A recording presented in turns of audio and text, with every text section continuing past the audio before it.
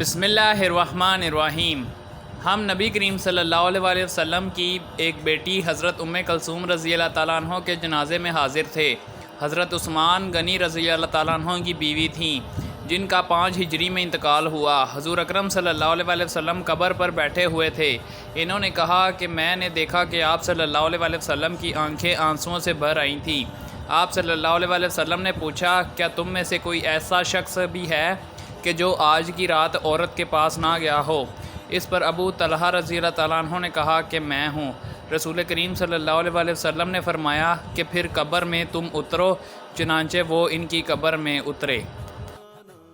ابو موسیٰ اشعری رضی اللہ تعالیٰ عنہ بیمار پڑے، ایسے کہ ان پر غشی طاری تھی اور ان کا سر ان کی ایک بیوی عبداللہ بنت ابی رومہ کی گود میں تھا۔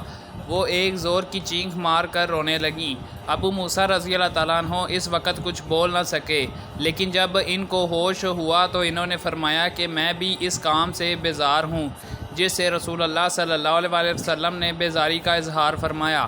رسول اللہ صلی اللہ علیہ وسلم نے کسی غم کے وقت چلا کر رونے والی، سر منڈوانے والی اور گریباں چاک کرنے والی عورتوں سے اپنی بیزاری کا اظہار فرمایا تھا۔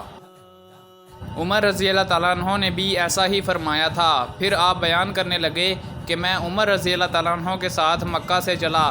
جب ہم بیدہ تک پہنچے تو سامنے ایک ببول کے درخت کے نیچے چند سوار نظر پڑے۔ حضرت عمر رضی اللہ تعالیٰ عنہ نے کہا کہ جا کر دیکھو تو صحیح یہ کون لوگ ہیں۔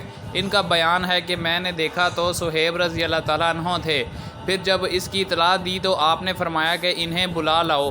میں صہیب رضی اللہ تعالیٰ عنہ کے پاس دوبارہ آیا اور کہا کہ چلیے امیر المومنین بلاتے ہیں۔ چنانچہ وہ خدمت میں حاضر ہوئے۔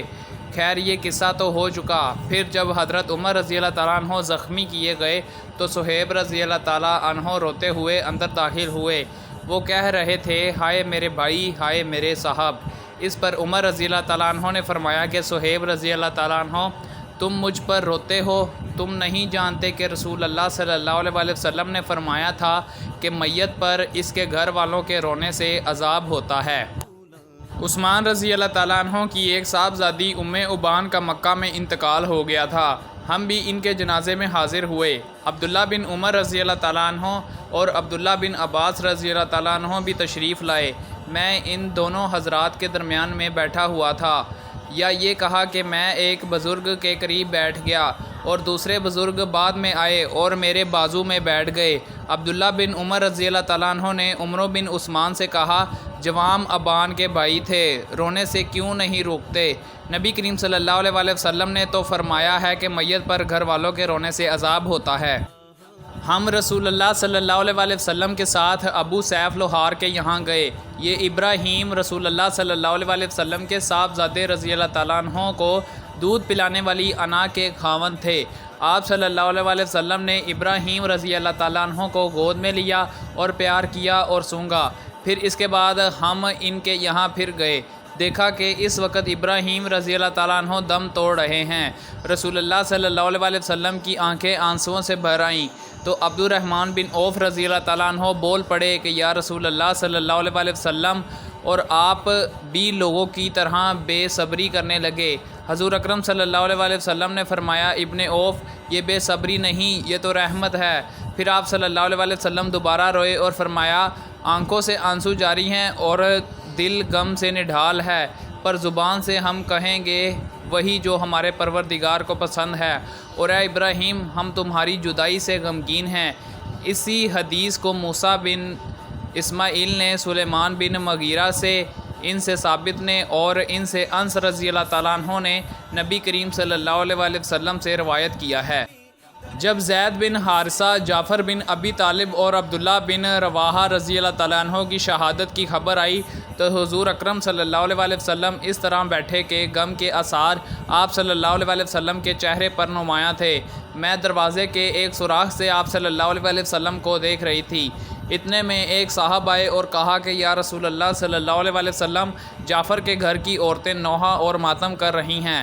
آپ صلی اللہ علیہ وسلم نے روکنے کے لیے کہا۔ وہ صاحب گئے لیکن پھر واپس آ گئے اور کہا کہ وہ نہیں مانتی۔ آپ نے دوبارہ روکنے کے لیے بھیجا۔ وہ گئے اور پھر واپس چلے آئے، کہا کہ باخدا وہ تو مجھ پر غالب آ گئی ہیں، یا یہ کہا کہ ہم پر غالب آ گئی ہیں۔ شک محمد بن ہوشب کو تھا۔ عائشہ رضی اللہ تعالیٰ عنہ نے بیان کیا کہ میرا یقین یہ ہے کہ آپ صلی اللہ علیہ وآلہ وسلم نے فرمایا کہ پھر ان کے منہ میں مٹی جھونک دے۔ اس پر میری زبان سے نکلا کہ اللہ تیری ناک خاک آلودہ کرے، تو نہ وہ کام کر سکا جس کا آپ صلی اللہ علیہ وآلہ وسلم نے حکم دیا تھا، اور نہ آپ کو تکلیف دینا چھوڑتا ہے۔ ہم سے عبداللہ بن یوسف تنیسی نے بیان کیا، انہیں امام مالک نے خبر دی، انہیں عبداللہ بن ابی بکر نے، انہیں ان کے باپ نے، اور انہیں عمرہ بنت عبد الرحمن نے۔ انہوں نے نبی کریم صلی اللہ علیہ وآلہ وسلم کی بیوی حضرت عائشہ رضی اللہ تعالیٰ عنہ سے سنا، آپ نے کہا کہ نبی کریم صلی اللہ علیہ وآلہ وسلم کا گزر ایک یہودی عورت پر ہوا، جس کے مرنے پر اس کے گھر والے رو رہے تھے۔ اس وقت آپ صلی اللہ علیہ وآلہ وسلم نے فرمایا کہ یہ لوگ رو رہے ہیں، حالانکہ اس کو قبر میں عذاب کیا جا رہا ہے۔